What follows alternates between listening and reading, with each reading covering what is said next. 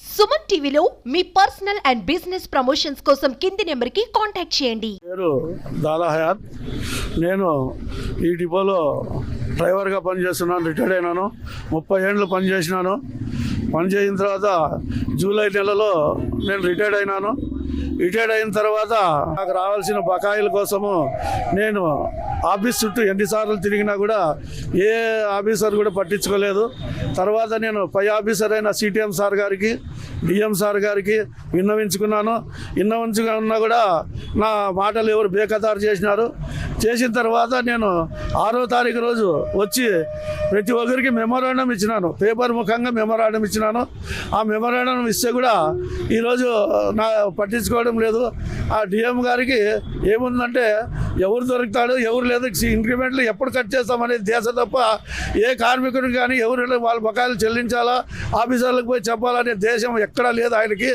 ఆయన వచ్చి 3 సంవత్సరాలు అయిన కూడా 8 మంది చనిపోయినారు మానసిక వ్యాధితోనా. కానీ ఇంకా ఎంతమందిని చంపాలనుకున్నాడో అయితే అర్థం కాలేదు ఇక్కడ డిపోలో. కాకపోతే ప్రతి ఒక్క కార్మికుడికి టెన్షన్. డ్యూటీకి రావాలంటే టెన్షన్, డ్యూటీకి పోవాలంటే టెన్షన్. ఎందుకంటే ఈ డ్యూటీ దిగి దొంగతనంగా పారిపోవాల్సిన పరిస్థితి వచ్చింది ఈ డిపోలో. ప్రతి ఒక్కరు దిగితేనే డీడీ. ఏ కండక్టర్ కన్నా కానీ డీడీ, ఏ డ్రైవర్ కన్నాడు కానీ డీడీ. ఎందుకంటే వాళ్ళు కండక్టర్ డ్రైవర్లు బస్సులో సీట్లలో పండుకొని బయట వచ్చి దిగుతున్నారు. కాబట్టి అంత టెన్షన్ పెట్టి కార్మికుల్ని ఈరోజు ఒక్కొక్కరికి లేని వ్యవస్థ చేస్తున్నాడు. ఇటువంటి డిఎం ఈ డిపోలో ఉన్నంత వరకు న్యాయం జరగదు. కాబట్టి ఈ డిఎం పోతే తప్ప కార్మికులు ఎవరు బాగుపడరు.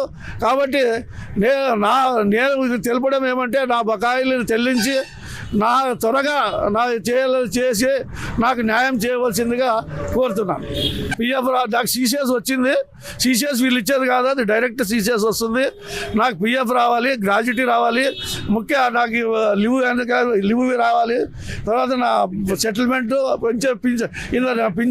పింఛన్ చేయాలి. ఇవన్నీ ఏమి చేయకున్నట్ల ఈరోజు ఊరికే లేవయా చేస్తాం మేము అనే పొజిషన్లో ఉన్నారు. వచ్చినా కూడా ఇప్పుడు ఫోన్ చేసి మా సెక్యూరిటీ గార్డు వాళ్ళు చెప్పినారు కదా, చేసినా కూడా నువ్వు కూర్చుంటున్నావు అని. చేస్తే ఎందుకు కూర్చుంటాము? మాకు బరవా? మాకేమైనా వేరే బాధ్యతలు లేవా? కాబట్టి నాకు ఏం జరగలేదు కాబట్టి నేను ధైర్యంగా కూర్చున్నాను. నాకు న్యాయం జరిగే వరకు చేస్తాను. కానీ ఈ వారం ఈరోజు 5 గంటల వరకు నేను కూర్చుంటాను. తర్వాత నాకు ఏ న్యాయం జరగకపోతే సోమవారం నుంచి అమరం నిరాధించి కూర్చుంటాను. దీనికి బాధ్యత డిఎం గారే వహిస్తారని చెప్పి నేను మీ ముఖంగా చెప్తున్నాను. చాలామందికి ఉంది ఈ సమస్య, చాలా మందికి ఉంది సమస్య, చెప్పుకోలేకపోతున్నారు సమస్య. మీరు రిటైర్డ్ అయిన ప్రతి కార్మికుడు చెప్పండి, రిటైర్డ్ అయితే కరేపాకు పారేసినట్లు పారేస్తారే తప్ప రిటైర్మెంట్ వాళ్ళని ఎవరు దగ్గర తీసుకోరు. ఎందుకంటే వాళ్ళు అట్టరాని తనుములు ఉన్నట్ల వాళ్ళు.